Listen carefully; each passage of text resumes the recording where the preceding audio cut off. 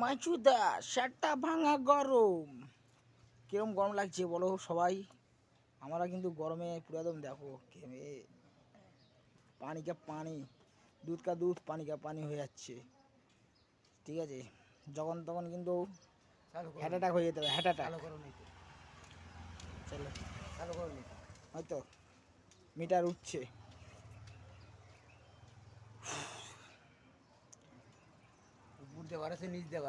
হ্যাঁ, আজকে কি 52 ডিগ্রি গরম রয়েছে নাকি? 52 চলছে তো মানুষ ফটকে যাবে তো।